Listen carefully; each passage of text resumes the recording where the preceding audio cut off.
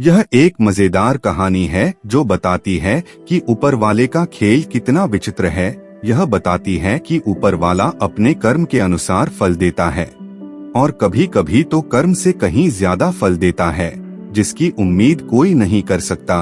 बस उसके निर्णय को स्वीकार करके अपना कर्म करते रहिए। ऊपर वाले के प्लान को समझना है तो ये कहानी जरूर पढ़ें। एक बार की बात है, यमराज ने एक यमदूत को किसी औरत की आत्मा लेने के लिए जमीन पर भेजा। जब वह दूत नीचे आता है तो देखता है कि उस औरत की 3 बेटियां हैं और उसके पति की पहले ही मृत्यु हो चुकी है। अगर इस औरत की मृत्यु हो जाती तो उसके तीनों बच्चे अनाथ हो जाते। इन लड़कियों का दर्द देखकर यमदूत बहुत विचलित हो गया और बिना आत्मा लिए वापस जाकर के यमराज से बोलता है कि महाराज, मैं उस औरत की आत्मा नहीं ला पाया। मैं क्या, अगर आप होते तो बच्चियों का दर्द देखकर आपका दिल बैठ जाता और आप उसकी आत्मा ना ले पाते।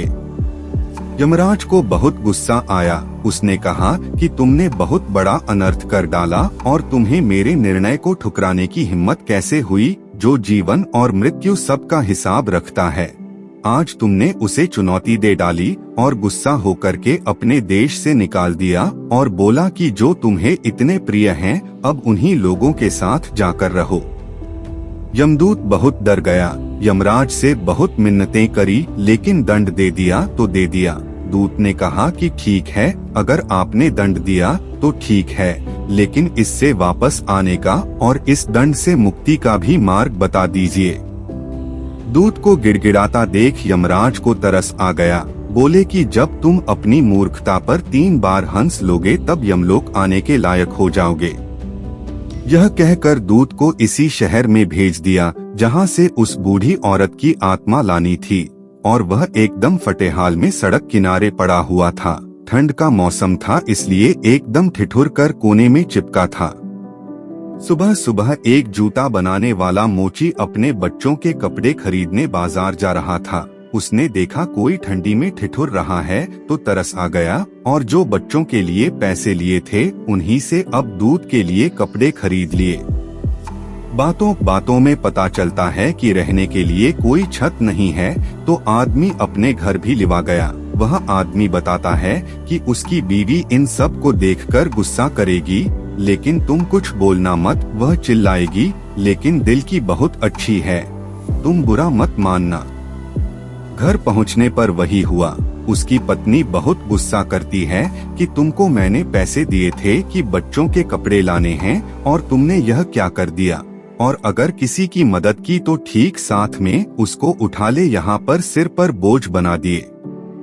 उसकी पत्नी चिल्लाकर चली गई तो दूत हंसने लगा। वह सोच रहा था कि यह औरत कैसी है, इसे पता नहीं है कि इसका भाग्य बदलने वाला है। आदमी ने पूछा कि क्यों हंस रहे हो? उसने कहा कि अभी नहीं, बाद में बताऊंगा। दूत के पास कोई काम नहीं था तो आदमी अपने साथ लेकर के जाने लगा और अपना मोची का काम सिखा दिया। थोड़े ही दिन में वह बहुत अच्छा काम करने लगा और प्रसिद्ध हो गया।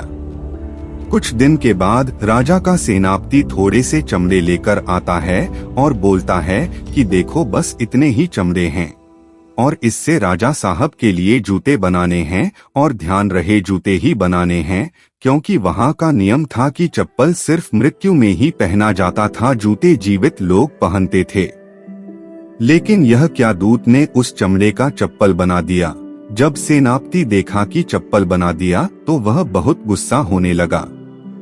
तभी राजा का कोई नौकर दौड़ता हुआ आता है और बोलता है कि तुमने उस चमड़े का जूता तो नहीं बना दिया, दरअसल राजा जी मर गए हैं। अब जो उनको जूता पहनाना था, अब चप्पल पहनकर तब उनकी अंतिम विदाई की जाएगी। सेनापति ने तुरंत उस चप्पल को लिया और भागता हुआ चला गया और यह दूध अब हंसने लगा। आदमी ने पूछा, अब की बार क्यों हंस रहे हो? दूत ने कहा कि अभी नहीं, बाद में बताऊंगा। थोड़े दिन के बाद एक बूढ़ी औरत के साथ में 3 लड़कियां आती हैं और कहती हैं कि सैंडल बनवानी है। दरअसल उसकी शादी हो रही थी।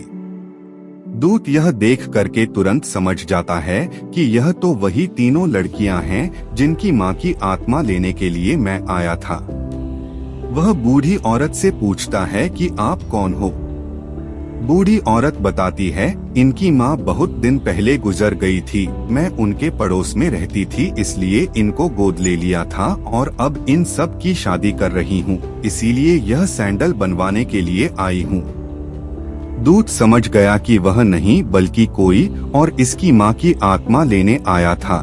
उसे समझ आ गया कि लड़कियों के भाग्य में सुख भोगना लिखा था, जो कि उनकी माँ के मरने के बाद ही हो पाता। वह ऊपर वाले का खेल समझ चुका था कि अगर उसकी माँ जीवित होती तो न तो उनकी शादी किसी अच्छे घर में हो रही होती बल्कि सभी गरीबी में ही जी रहे होते। दूत सैंडल बना कर दिया और जोर जोर से हंसने लगा। आदमी ने पूछा कि भाई अब तो बता दो क्यों हंस रहे हो। दूत ने फिर सारी कहानी बताई। आदमी डर गया तो दूत ने समझाया कि डरो मत, तुम तो मेरे अपने हो, अब मैं आया हूँ तो तुम्हारे साथ सब ठीक करके ही जाऊंगा। इसीलिए कहा गया है कि लाभ हानि जीवन मरण ये सब विधाता के हाथ है। ऊपर वाले का खेल समझना किसी के बस की बात नहीं है।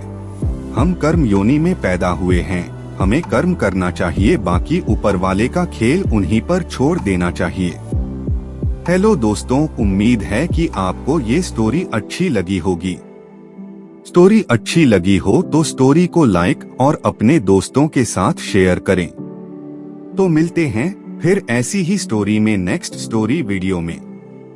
अगर आप इस चैनल पर नए हैं तो आप मेरे इस YouTube चैनल स्टोरी अड्डा बाय AP को सब्सक्राइब करें। Thanks for watching.